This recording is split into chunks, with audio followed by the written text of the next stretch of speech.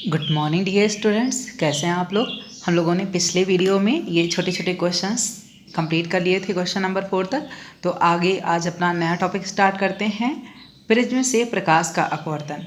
Prism से प्रकाश का अपवर्तन। तो प्रिज्म से प्रकाश के अपवर्तन को समझने से पहले हमें समझना होगा कि प्रिज्म होता क्या है, प्रिज्म किसे कहते हैं।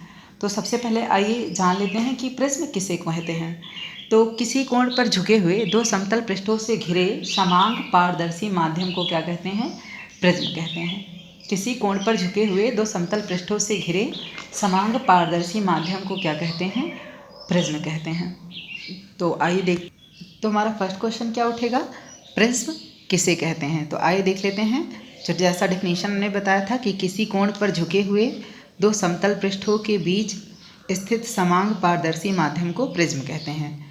किसी कोण पर झुके हुए दो समतल पृष्ठों के बीच स्थित समांग पारदर्शी माध्यम को प्रिज्म कहते हैं। प्रिज्म में जिन दो पृष्ठों से प्रकाश का अपवर्तन होता है, क्योंकि प्रिज्म से हम प्रकाश का अपवर्तन पढ़ने जा रहे हैं, तो प्रिज्म हम जान लिए। तो अब देखिए प्रिज्म में अपवर्तन भी होगा।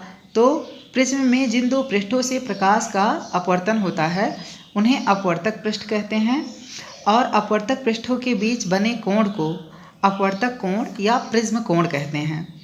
प्रिज्म कोण को हम कैपिटल ए से प्रदर्शित करते हैं। प्रिज्म किसे कहते हैं, किसी कोण पर झुके हुए दो समतल पृष्ठों के बीच स्थित समांग पारदर्शी माध्यम को प्रिज्म कहते हैं।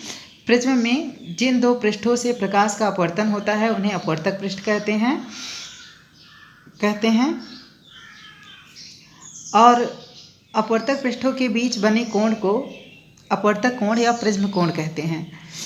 प्रिज्म कोण को कैपिटल ए से प्रदर्शित करते हैं। आइए इसे चित्र के माध्यम से आपको समझा देते हैं। ये चित्र आप लोग बना लेंगे, ध्यान से देखिए। एक हमारा प्रिज्म का चित्र है। तो प्रिज्म किसी कोण पर झुके हुए, मतलब इस तरह से आप किसी भी कोण पे झुके हुए दो समतल पृष्ठ ले लें। एक समतल पृष्ठ ये मान लीजिए, एक ये हो गया हमारा। तो किसी भी कोण पर झुके हुए दो समतल पृष्ठों से बीच घिरे ये जो हमारा बीच का मीडियम बनेगा, इसी को हम लोग क्या कहेंगे, प्रिज्म कहेंगे। तो ध्यान से देखिए, किसी कोण पर ये एंगल ए यहाँ पे है, इतने एंगल ए पे झुका हुआ ये दोनों समतल पृष्ठ है।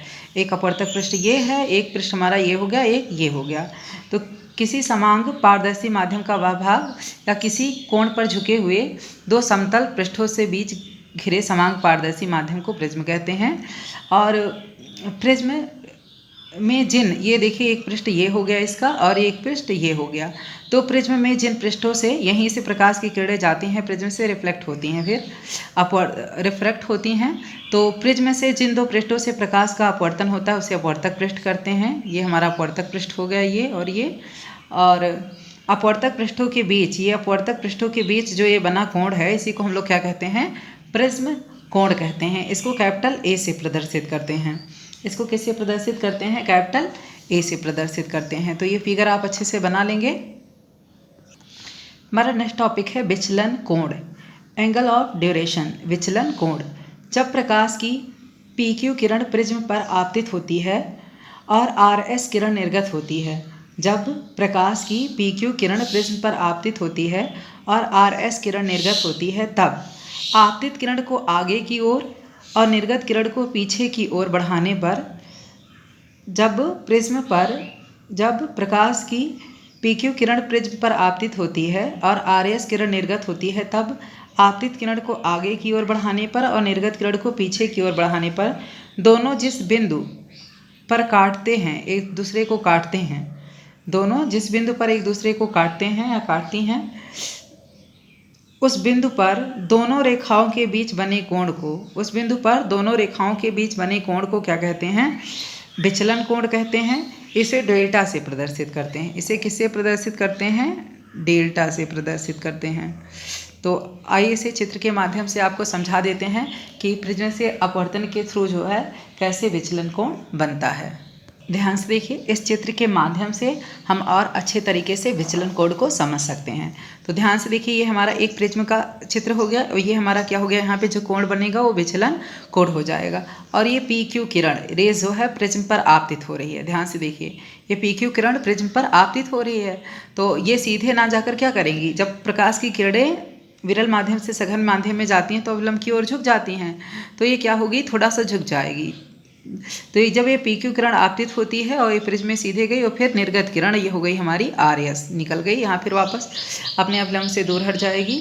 तो आप कह सकते हैं जब प्रकाश की PQ किरण आपतित होती है और RS किरण निर्गत होती है, तब PQ किरण को ऐसे आगे की ओर और निर्गत किरण को क्या ऐसे पीछे की ओर बढ़ाने पर, जब प्रिज्म पर प्रकाश की PQ किरण आपतित होती है और RS किरण निर्गत होती है, तब आपतित PQ किरण को आगे की ओर बढ़ाने पर और RS निर्गत किरण को पीछे की ओर हटाने पर दोनों एक दूसरे को जिस बिंदु पर काटते हैं,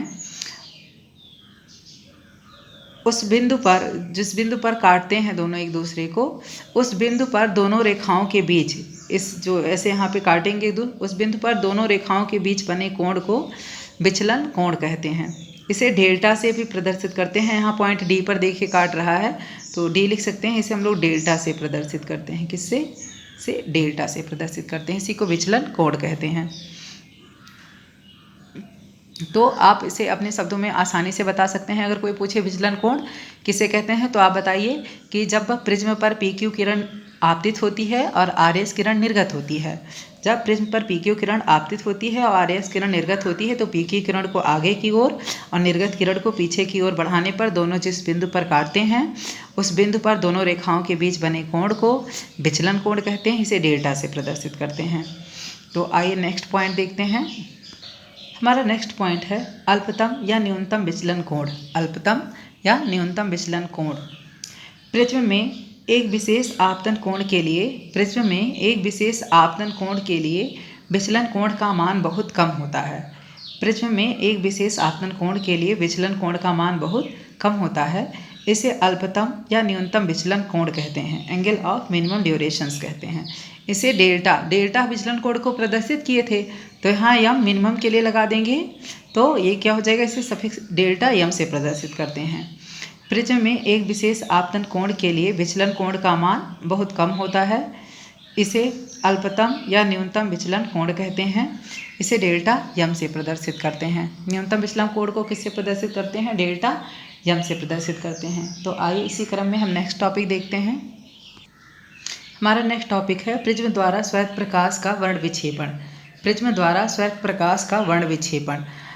जब आपसे प्रिज्म द्वारा श्वेत प्रकाश का वर्ण विक्षेपण पूछा जाएगा तब आपको कितना बताना है, और जब आपसे केवल वर्ण विक्षेपण पूछा जाएगा तब आपको कितना बताना है, यह इस डेफिनेशन में हम आपको बताएंगे।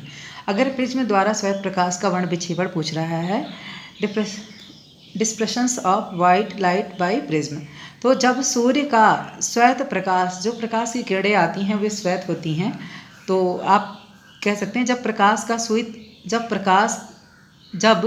सूर्य का श्वेत प्रकाश किसी प्रिज्म से गुजरता है तो वह अपने अवयव रंगों में विभक्त हो जाता है। जब सूर्य का श्वेत प्रकाश किसी प्रिज्म से गुजरता है तो वह अपने अवयव रंगों में विभक्त हो जाता है। श्वेत प्रकाश किरणों का अपने अवयव रंगों में विभक्त होने की क्रिया वर्ण विक्षेपण कहलाती है, को वर्ण विक्षेपण कहते हैं। जब सूर्य का श्वेत प्रकाश किसी प्रिज्म से गुजरता है तो वह अपने अवयव रंगों में विभक्त हो जाता है। श्वेत प्रकाश किरणों का अपने अवयव रंगों में विभक्त होने की क्रिया वर्ण विक्षेपण कहलाती है कर लेंगे, थोड़ा सेंटेंस नहीं बैठ रहा है, कहलाती है।